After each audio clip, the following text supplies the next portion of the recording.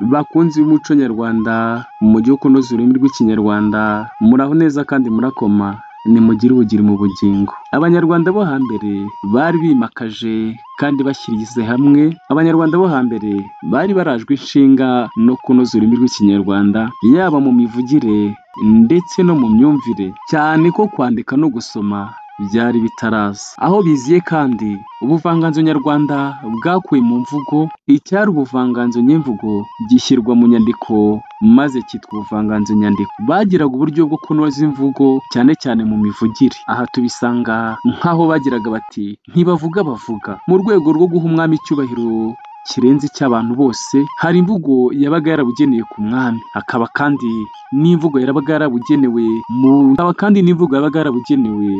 ku ngoma, ku mata ndetse n'ibindi byose byahabwaga agaciro mu Rwanda rwo hambere. Tugiye gutangirira ku mvugo yabugenewe ku mwami, aho bagiraga bati ntibavuga gutya ahubwo bavuga uko. Ibyo bikaba byaratumaga abakeneye gukoresha ikinyarwanda babasha kukinoza, bityo utavuze uko abandi basanzwe bavuga bakagira bati uriya ni umunyamusozi, cyangwa se bati uriya arakoresha imvugo nyandagazi. Tugiye kubagezaho rero imvugo yabugenewe ku mwami. Tubahaye ikaze kandi twizeye ko turi buze kubana namwe. Ikaze nanone. Ikeshamvugo ku mwami. Ntibavuga kujya ku ngoma, ni ukuvuga gutora umwami kugira ngo atangire kuyobora.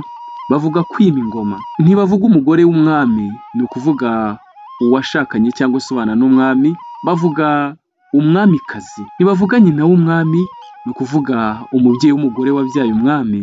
Bavuga umugabekazi. Ntibavuga inzu y'umwami, bavuga ingoro y'umwami. Ntibavuga inzu nkuru umwami araramo, bavuga kambere cyangwa se ikambere. Ntibavuga kuryama k'umwami, bavuga kwibambika. Igihe umwami agiye kuryama bata umwami agiye kwibambika, cyangwa se igihe umwami aryamye bata umwami aribambitse. Ntibavuga kubyuka k'umwami, bavuga kwibambura. Ntibavuga kurya k'umwami, bavuga kurora. Ntibavuga kujya mu bwiherero k'umwami, aho bagira bati umwami agiye mu bwiherero, ahubwo bagiraga bati umwami agiye gutwikira ibirenge. Umwambaro w'umwami cyangwa se umwambaro wa cyami bamutamirizaga witwa ikamba cyangwa se igisingo, nk'uko abasizi bagiye barikoresha. Ntibavuga gutembera cyangwa kugendagenda k'umwami mu gihugu, bavuga kurambagira. Ntibavuga gupfa k'umwami cyangwa se ngo umwami yapfuye, bavuga gutanga. Twibutse ko umwami yatangaga ingoma. Ntibavuga umurambo w'umwami, ahubwo bavuga umugogo w'umwami. Ntibavuga gushyingura umwami, bavuga kumutabariza. Ntibavuga imva y'umwami, bavuga umusezero. Ntibavuga kwicara k'umwami, bavuga guteka. Ntibavuga intebe y'umwami, bavuga inteko. Ntibavuga uburiri bw'umwami, bavuga igisasiro. Ntibavuga aho umwami aramirizwa, bavuga ijabiro. Ntibavuga kumuha ikuzo, bavuga kumuramya. Ntibavuga aho umwami yabonaniraga n'abaturage, bavuga ku karubanda. Ntibavuga gutanga itegeko. Ntibavuga gutanga itegeko k'umwami, bavuga guca iteka. Ntibavuga ingobyi bahekagamo umwami, bavuga ikitabashwa. Ntibavuga kurongora k'umwami, bavuga gutarama. Abanyarwanda kandi bakundaga gukoresha amatsinda, ni ukuvuga amatsinda y'ibintu byinshi. Ubwinshi bw'ibintu bw'inyamaswa, ni ukuvuga ubwinshi bw'inyamaswa. Hari uko bari barabiteguye bakabikoresha mu mvugo yabo iboneye, aho bagiraga bati inka nyinshi mbese zimwe zigeze ku 8 zitwa ishyo. Intama cyangwa ihene nyinshi zikitwa umukumbi.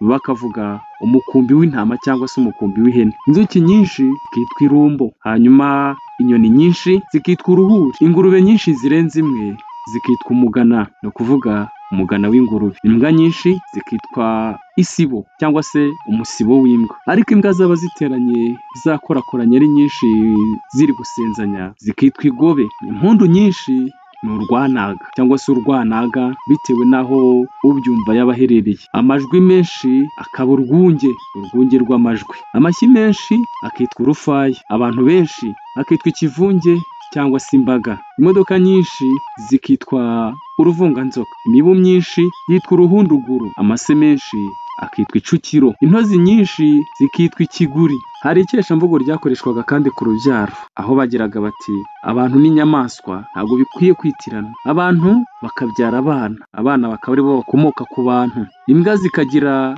ibibwana, kuvuga ngo imbwa zo zarabwaguraga. Ingwe, intare cyangwa inkwavu zikagira ibyana, aha bakagira bati ibyana by'ingwe cyangwa se ibyana by'inkwavu cyangwa ibyana by'intare. Inka ikagira inyana cyangwa imitavu, ni ukuvuga inyana zikivuka zikitwa imitavu. Ingagi igira abana, kuriya wumva ngo abana b'ingagi. Inkoko ikagira imishwi. Ntitwakwirengagiza kandi ko hari ikeshamvugo ryakoreshwaga ku rusaku, aha tukavuga inyamaswa, abantu ndetse n'ibintu. Bakagira bati umuntu aravuga, ingoma iravuga, inyoni ziraririmba cyangwa se zikajwigira, imbeba irajwigira, inuma iraguguza, intare iratontoma, impongo irakorora, inka irabira, inka y'imbyeyi ishaka iyayo iravumera, imfizi iravumera, inkokokazi irateteza cyangwa se irakokoza, isake irabika, ihene irahebiba, intama iratamatama cyangwa se